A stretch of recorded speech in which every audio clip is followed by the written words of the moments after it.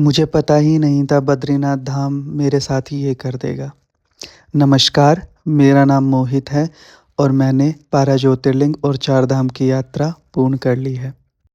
सच बताऊँ तो जब मैंने बद्रीनाथ धाम की यात्रा का सोचा था, मुझे पता भी नहीं था। उससे 1 महीने पहले तक भी अगर मैं आपसे बात करूँ, तो मुझे ये ही नहीं पता था कि बद्रीनाथ धाम क्या है। फिर भी मेरा सौभाग्य देखिए और वो कहते हैं ना, जिसे भगवान चाहें और बुलाएँ, फिर चाहे उस इंसान के मन में आने का हो या ना हो, वो आ ही जाता है और कुछ ऐसा ही मेरे साथ भी हुआ।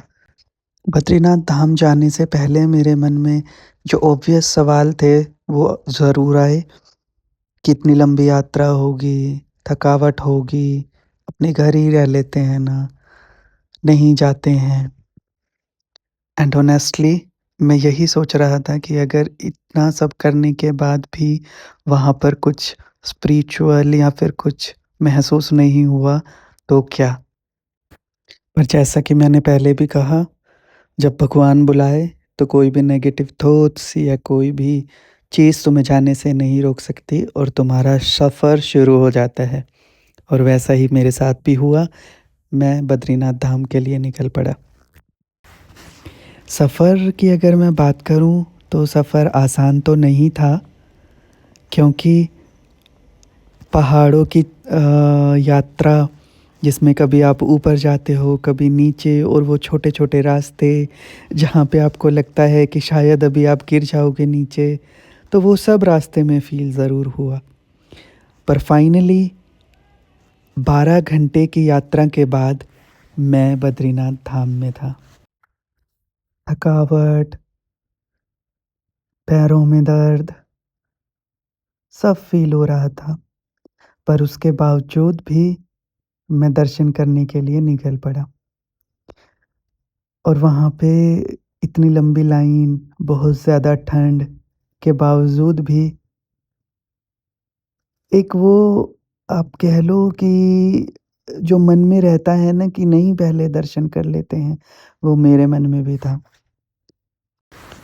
और मैंने फाइनली दर्शन कर लिए। और सच बताऊँ तो उस मोमेंट पे या दर्शन करके मुझे उतना स्ट्रॉन्ग फ़ील नहीं हुआ। पर जैसे ही मैं दर्शन करने के बाद बाहर आया और बाहर आके मंदिर की सीढ़ियों पर बैठ गया,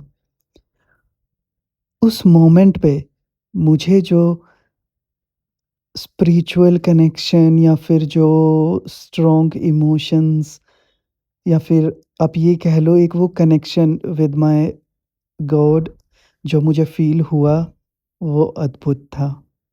उस मोमेंट पे ना कुछ थकावट, ना ठंड, कुछ नहीं फ़ील हो रहा था।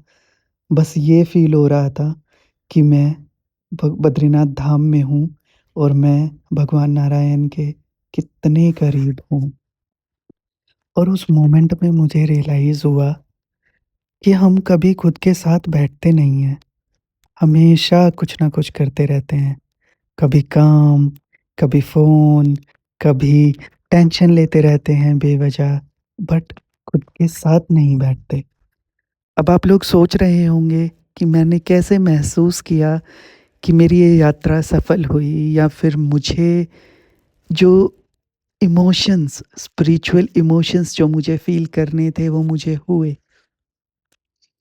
इसके लिए एक छोटा-सा एक्सपीरियंस मैं आप लोगों से शेयर करना चाहूँगा। जब मैं वहाँ मंदिर की सीढ़ियों पर आँखें बंद करके बैठा हुआ था, तभी अचानक कहीं स्पीकर से इस भजन की आवाज़ आई।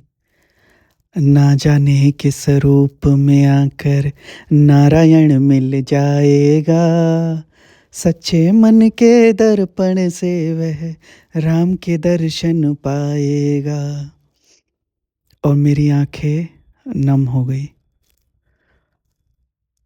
बस तभी मैं समझ गया कि मेरी यात्रा और ये दर्शन सफल हुए। जिस चीज़ के लिए मैं आया था, वो मुझे मिल गई। सच बताऊँ तो अभी फिर से ऐसा लग रहा है ये रिकॉर्ड करते हुए कि मैंने वो मोमेंट फिर से जी लिया। चलिए, ऐसा नहीं कि बस सिर्फ़ वहाँ रहकर मुझे ये फ़ील हुआ। वापस आने के बाद मैंने कुछ चीज़ें रियलाइज़ करी। ऐसा नहीं था कि वहाँ से आने के बाद सडनली मेरी लाइफ़ परफ़ेक्ट हो गई। ऑफ़िस भी था, काम भी था, जो एज़ यूजुअल टेंशन्स रहती थी, वो भी थी। पर इन सब में जो एक चीज़ बदल गई, वो था मेरा रिएक्ट करने का तरीका।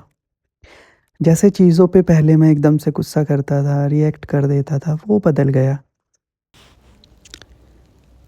अंत में यही कहूँगा कि बद्रीनाथ ने मुझे भगवान के बारे में नहीं सिखाया, बल्कि मेरे ही बारे में मुझे थोड़ा और समझा दिया। और शायद इसीलिए लोग वहाँ बार-बार जाते हैं। अगर आप भी बद्रीनाथ जाने का सोच रहे हैं या जा रहे हैं, तो मैं यही कहूँगा कि परफ़ेक्ट दर्शन के चक्कर में मत जाइए, बस खुद को समझने के लिए जाइए और ये सोचना कि बस थोड़ी देर बैठ जाएँ, बस इतना ही। ओम नमः शिवाय।